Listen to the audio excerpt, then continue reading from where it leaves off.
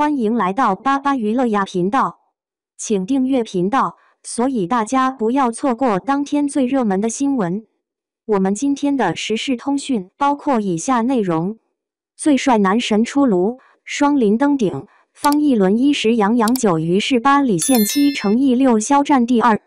看到那些美男子排行榜，感觉挺有意思的，毕竟大家总是对帅哥美女有一种莫名的好奇心。我其实更关心排行背后的审美变化和粉丝心理，这种排行也反映了我们对自我形象的某种投射和幻想吧。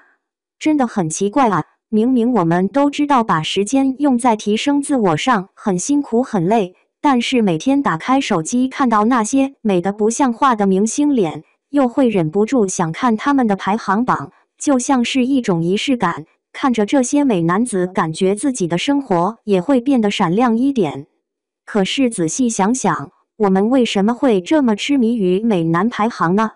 也许是因为在这个看脸的时代，颜值成了一种无声的社会资本，那些拥有精致五官的人似乎拥有更多机会，而我们普通人只能通过屏幕来短暂的体验那种被万众瞩目的感觉。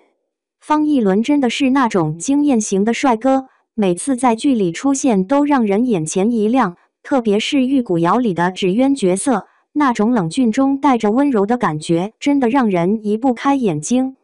我记得有一次刷微博，看到他的路透，穿着古装站在那里，就像从画中走出来的人物一样，那种古典美真的很难得。现在的小鲜肉都太过相似了，都是一个模子刻出来的感觉，但方逸伦就有种独特的气质。他在《一念关山》里演的于13也很出彩，那种风流潇洒的感觉驾驭得很好。说实话，我觉得他排第10名有点低了，按我的审美，他应该再靠前一些。不知道这些排行榜到底是怎么评的，是根据热度还是根据颜值本身呢？杨洋排第9，我也觉得有点意外，毕竟他的五官真的很标准。就是那种放在教科书上都毫无违和感的黄金比例。记得第一次看《微微一笑很倾城》的时候，那个肖奈真的太酥了，又帅又温柔，简直就是理想型男友的代表。后来看他演的古装剧，比如《舞动乾坤》里的韩立，也是帅的不行。其实杨洋就是那种一古一今的长相，无论是现代剧还是古装剧都能驾驭得很好。有时候我在想，这种完美的脸是不是也会给演员本身带来一些困扰呢？毕竟太过完美的外表反而容易让人忽略了演技本身。但杨洋确实是那种既有颜值又有实力的演员，每个角色都能演绎出不同的感觉。于是真的是太有魅力了，那种荷尔蒙爆棚的感觉真的很少见，特别是在这个偏向精致美的时代。他身上有种野性的气质，不是那种传统意义上的精致帅哥，而是充满阳刚之气的男人味。记得看《长安3万里》的时候，他演的姬发给我留下了很深的印象，那种王子的气场真的很强大。有时候我会想，不同类型的帅哥会吸引不同类型的粉丝吗？比如喜欢于是这种类型的可能更欣赏阳刚之美，而喜欢其他更精致型帅哥的可能更注重五官的精致度。每个人心中的审美标准都不一样，这也是为什么娱乐圈里能容纳这么多不同类型的男明星吧。李现真的太服了，特别是他那双微微上扬的眼睛，笑起来的时候整个人都散发着迷人的魅力。他身上有种成熟男性特有的气质，不像一些小鲜肉那样青涩，而是沉稳中带着一丝不羁。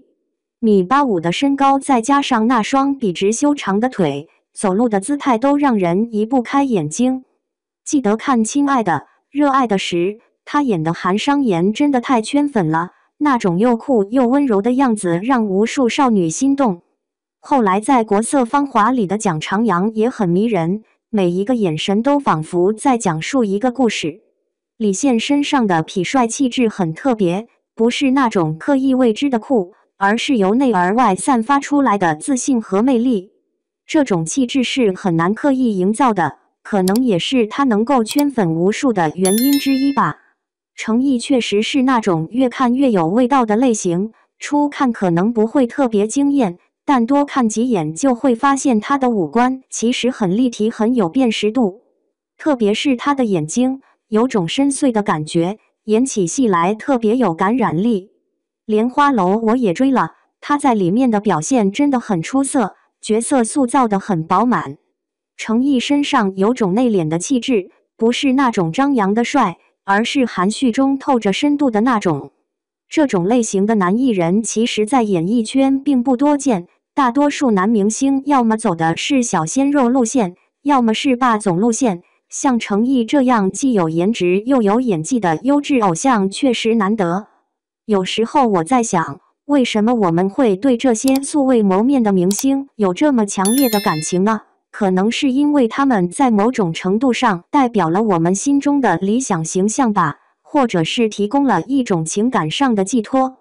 徐凯的霸总范儿真的很足，那种冷峻中带着一丝温柔的气质很吸引人。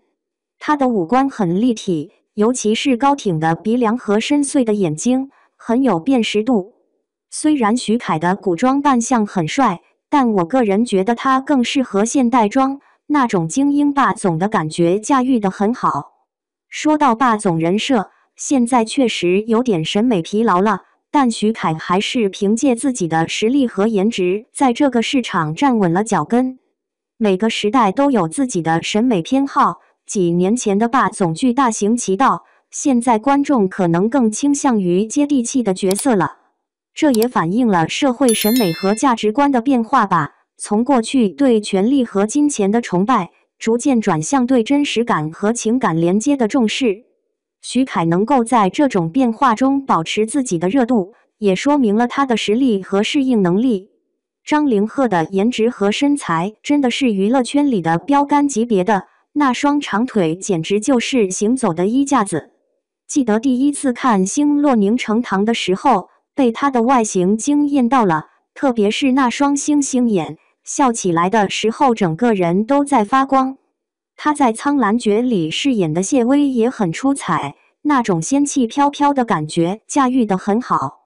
张凌赫身上有种干净清爽的气质，不是那种浓烈的帅，而是清澈中带着一丝锐气。这种类型在古装剧里确实很吃香，因为符合古代文人的形象，有种超凡脱俗的感觉。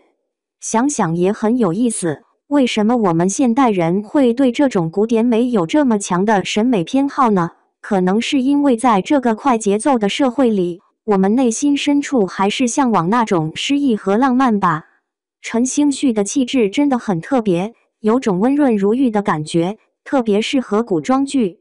他的五官很精致，尤其是那双含情的眼睛，演起感情戏来特别有说服力。记得看《鹤唳华亭》的时候，他饰演的太子真的很入戏，那种忧郁又坚毅的气质表现得很到位。陈星旭身上有种书生气，不是那种张扬的帅，而是内敛中透着才气的那种。现在的古装剧对男主角的长相要求越来越高，不仅要帅，还要有气质，要能撑得起古装的华丽和厚重。陈星旭在这方面确实做得很好，他的气质和古装很搭，看起来就像是从古代走出来的人物一样。有时候我在想，我们对古装美男的审美偏好是不是受到了古典文学和传统审美的影响呢？那种温文尔雅、风度翩翩的君子形象深入人心。肖战的人气真的很高，他的五官确实很精致，尤其是那双大眼睛，有种清澈又深邃的感觉。《陈情令》里的魏无羡塑造得很成功，那种顽皮中带着深情的感觉，让人很难不喜欢。不过肖战的争议确实也不少，这也反映了当下娱乐圈的一个现状，流量越高，争议也就越多。在社交媒体时代，每个人都有发声的渠道，明星的一举一动都被放大审视，这对他们来说既是机遇也是挑战。肖战能在这样的环境下依然保持高人气，也说明了他的实力和粉丝基础的稳固。有时候我会想，作为普通观众，我们应该如何看待明星的作品和他们本人呢？是完全分开，还是应该将两者联系起来？这个问题并没有标准答案，每个人心中都有自己的判断标准。无论如何，肖战的颜值和才艺确实是圈内顶尖的，希望他能够在演艺道路上走得更远。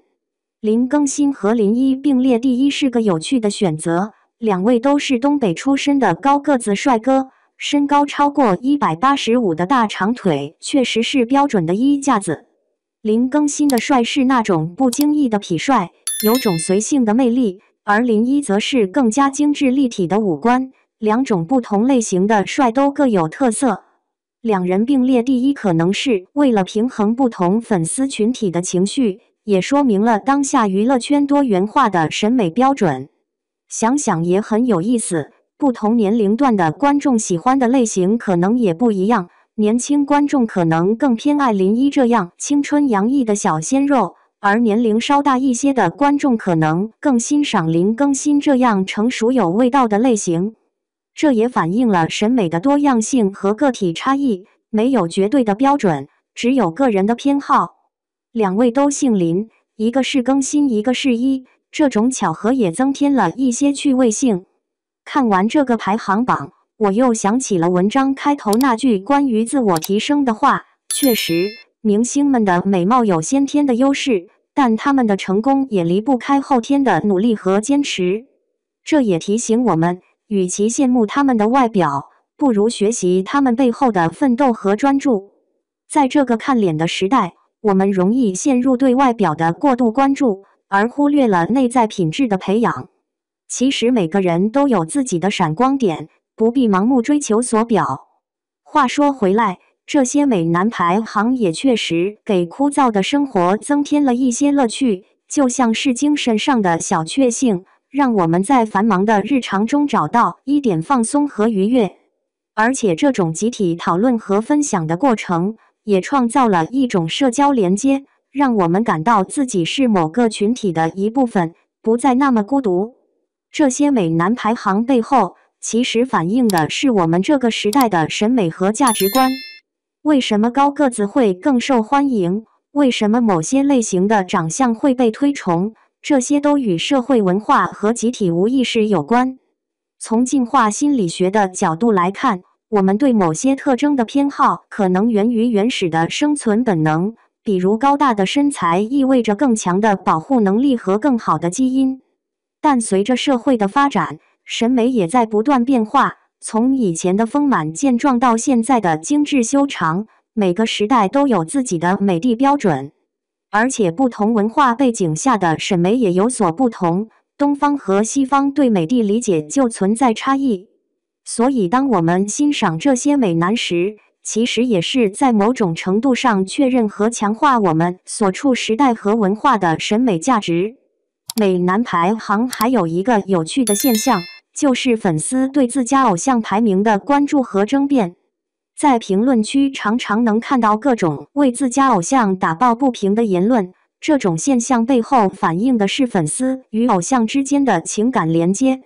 粉丝会将偶像视为自我的延伸，偶像的荣誉就是自己的荣誉，偶像受到的不公正对待就仿佛是对自己的不公。这种情感投射在心理学上，被偶像并没有真正的社交互动，但却建立了一种情感上的连接。这种连接为粉丝提供了情感支持和认同感，在某种程度上满足了人们对归属感和自我价值的需求。所以当我们看到粉丝为排名争论不休时，其实他们争的不仅是偶像的排名，还有自己的价值认同。看着这些美男排行，我不禁思考了一个问题：我们为什么会对素未谋面的明星产生如此强烈的情感？也许是因为在这个信息爆炸的时代，明星以一种特殊的方式走进了我们的生活，通过各种媒介，我们仿佛认识了他们，了解了他们的性格和故，创造了一种虚拟的亲密关系，让我们感觉与他们有某种情感连接。而且明星往往代表了某种理想化的形象，他们或英俊或美丽，或才华横溢，这些特质都是我们内心向往的。通过关注和支持这些明星，我们仿佛也分享了他们的光芒，在平凡的生活中找到了一丝不平凡。这种情感投射和认同机制是人类社会普遍存在的现象，从古代对英雄和神灵的崇拜，到现代对明星的追捧，本质上都是相似的心理机制。明星与粉丝之间的关系也反映了当代社会的一个特点：虚拟连接的增加与真实连接的减少。在这个数字化的时代，我们可以轻松地通过社交媒体了解明星的一举一动，却可能忽视了身边真实的社交关系。这种现象既是科技发展的结果，也反映了现代生活的孤独感和对情感连接的渴望。明会像真实的人际关系那样带来风险和伤害，因此更容易被接受和依赖。然而，这种虚拟连接虽然提供了一时的满足，却难以替代真实的人际互动带来的深度情感满足。所以，当我们沉浸在对美男排行的讨论中时，也许我们也应该反思，我们是否也同样关注和经营着真实生活中的情感连接。这个美男排行还反映了一个有趣的现象：审美的标准化与个性化之间的矛盾。从排行榜上的明星们来看，他们的长相虽然各有特色，但也不难发现某些共同点：高挑的身材、精致的五官、干净的气质等等。这种标准化的审美在某种程度上是由媒体和文化产业塑造的，通过反复的曝光和强化，这些特征逐渐被大众接受。而另一方面，每个人又有着自己独特的审美偏好，可能更喜欢阳刚型的，也可能更欣赏温润型的。这种个性化的审美追求与标准化的审美压力形成了一种张力，反映了个体在社会化过程中的矛盾心理，既希望融入集体认同的审美标准，又渴望保持自己独特的审美判断。这种矛盾也使得美男排行这样的话题既引发共鸣，又常常激起争议。最后我想说，看这些美男排行其实也挺享受的，它给我们提供了一个轻松愉悦的话题，让我们暂时忘记了生活中的烦恼和压力。在这个快节奏的社会里，我们需要各种形式的放松和娱乐，而讨论明星和颜值就是其中之一。只要我们保持理性和适度，不陷入过度的追星和攀比，这种娱乐方式也是生活调剂的一部分。正如文章开头所说，把时间用在提升自我上会让你感到辛苦，但会让你变得更好。同样的，欣赏美的能力也是一种自我提升，它培养了我们的审美感受力和文化鉴赏能力。所以，让我们一边享受这些美男排行带来的乐趣，一边也不忘记关注自己的成长和进步，这大概就是最平衡的生活态度吧。